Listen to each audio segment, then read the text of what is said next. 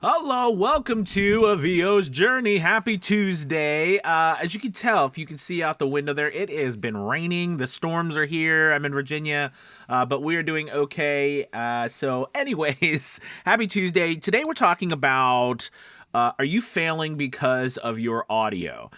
And I wanted to do this video today because as we are growing app publishing, I'm calling it, Anthony Pica Productions LLC publishing company, right through a VO's Journey Lead Academy. So if you are in a VO's Journey Lead Academy, you get exclusive access to our publishing company, which we are publishing books every single day, audiobooks every day. We've now hit over 50.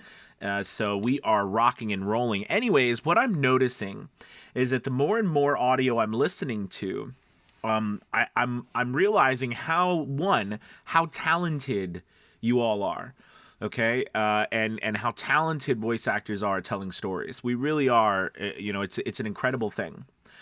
But two, and the reason I'm making this video is because I'm learning more and more how important your audio is.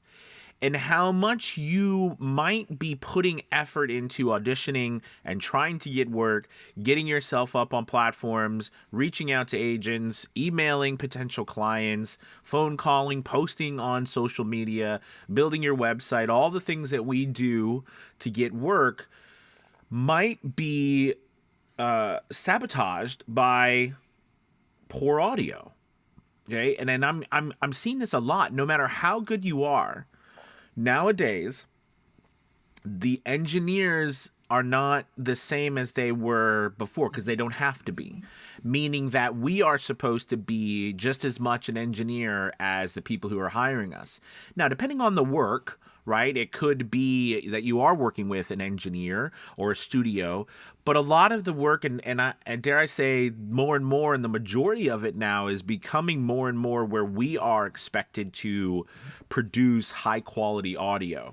All right. So because of that, people won't hire you if your audio is too low, if it sounds like there's a lot of room bounce, right? That means like an echo in your audio. For males, it could be that it's very boomy on the low end. I hear this a lot. Very boomy. Okay, that could mean that we're not rolling off. You know what I mean? We don't have a high pass filter on, or it could mean that we have some acoustical treatment issues because we know low voices are very difficult. You need about 4 to 6 inches thick of material to really stop those frequencies from bouncing and so forth. Also, it's important that you are not overly sibilant in your audio, that there is an abundance of mouth noise, that the audio sounds professional.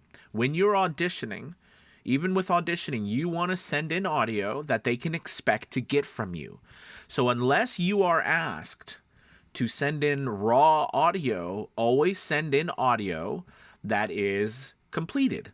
Now, don't go over the top, and don't forget the genre that you're working in. Like, for example, if you're submitting for an audiobook audition, don't send in highly compressed audio. Do you know what I'm saying? Like, we don't want it. I don't want it to be overdone. We don't want to hear, crackling and all these noises because you've overcompressed your work. We want it to just be some light editing. Make sure the file sounds good. Make sure the volume of the file, the dB level, is high enough. ACX standards, and this goes beyond audiobooks, because I think this is just a good rule of thumb, even if you're submitting work for commercials or whatever, to average your, level of audio, level of sound or volume at around -18 to -20, -21 dB. Of course, ACX standards are -18 to -23. In between there, it's a good rule of thumb to really, run that kind of level to your audio so that the entire average of your audio, right, the RMS, is at between -18 and -23. That will ensure that the audio is loud enough.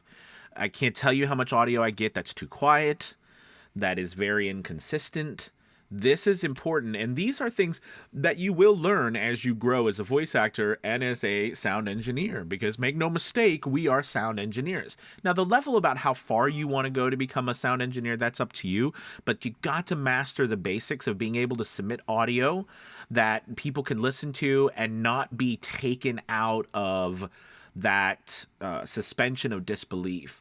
And that's where this is all leading. When I get audio from you or any casting director or any audition or any job, people want to listen to your work, your voiceover, and feel like they are taken into the story that you are telling.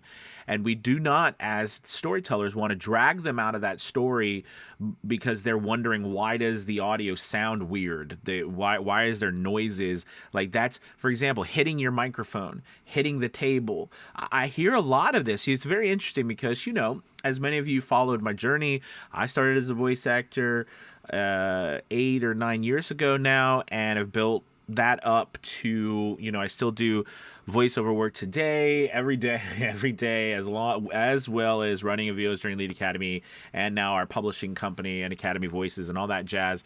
So busy. But the point I'm trying to make with that is now I'm listening to so much other audio besides my own, a lot. And these are just observations that I'm realizing that it's so eye-opening to hear auditions from other voice actors, and especially when a lot of voice actors aren't sure why they're not getting work.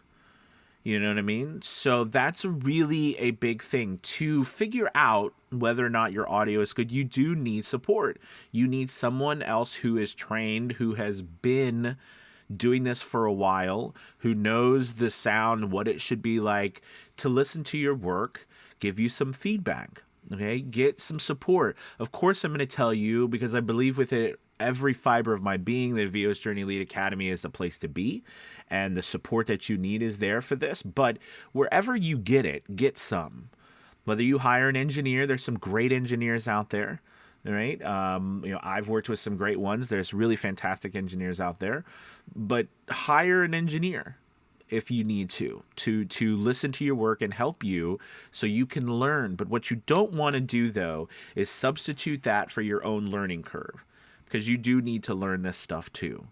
It starts with a simple process of editing your work. Well, first it starts with your room, right? Your space.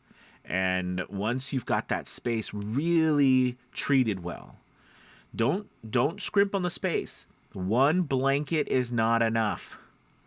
One blanket, meaning like one round of blankets around you or whatever, that's not enough. I mean, the blankets are this thin, right? I mean, we need inches of thickness. Okay, so you can cover that with more blankets, pillows, clothes, right? Or you can get, panels or insulation and so forth. But whatever it is, you've got to treat your space really well. Then from there, your microphone, right, your equipment. Then we go into the recording, editing process, the mastering process. And all the mastering process is like how you EQ your particular work. And do you add any special effects or things to it? We want that to be light, especially unless you're told otherwise. We don't need it to be over the top. Most people I find that have trouble with their audio are doing way too much. In fact, a lot of times when because I always ask people who are having issues, please send me your raw audio so I can listen to it.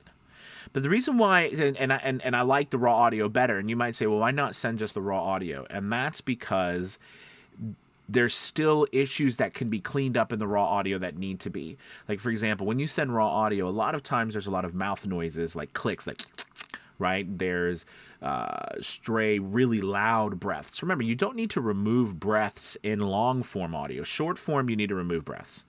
Just get them out of there, unless there's a part in the script where they ask for the breath. But long form, you don't need to remove the breaths, but they can't be like talk. Talk.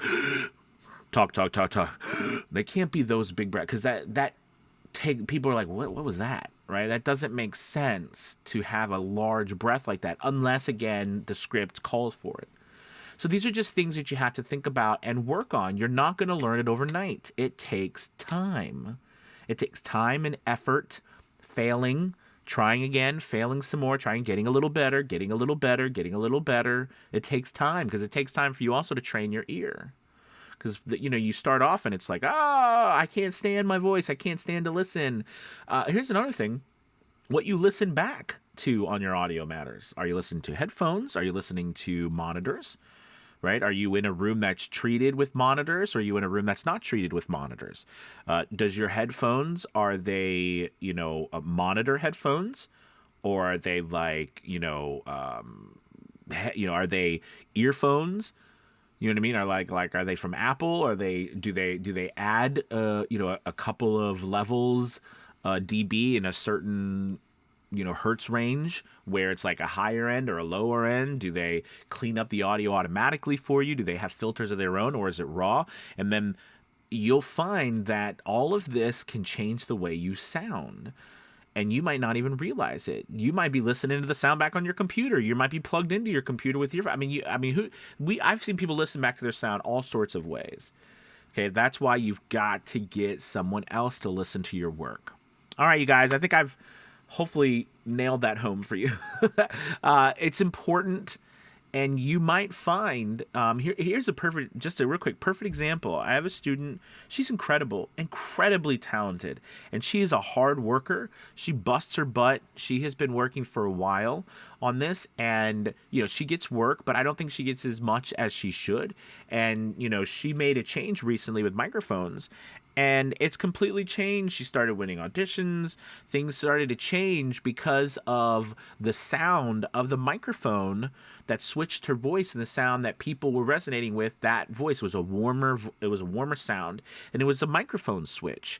And I can't state this enough, right? The sound quality can be so many variety of things, including the microphone. So no matter where you are right now, don't think that this is it. This is the end game. This is all that you have. This is all that you can get.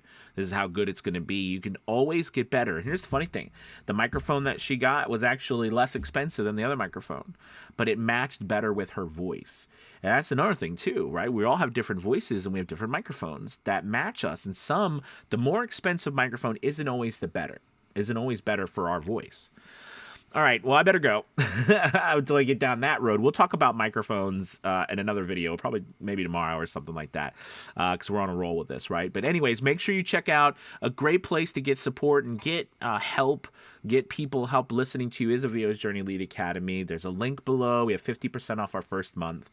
And also, please make sure you check out, we are a month away from Academy Voices virtual conference, October 11th through the 13th. There's a link below for that. It is we have over, I think, 16 speakers, like, again, from Scott Brick to Booth Junkie to Angela Olfest to Chuck Duran, David Fenoy, Pat Fraley, Alicia Bake. We've so many amazing, incredible speakers coming. You've got to come and check it out. Get your ticket. It's virtual, so you can do it anywhere. You can watch it from your home. It's going to be recorded in case you miss it, so you can get a ticket and watch it later. But it's well worth doing. Well, this is our third year doing it, and it's been a great success. So I hope you could make it, and a great time for you to learn. So thank you guys so much for watching. You have a wonderful Tuesday. Be safe. Goodbye.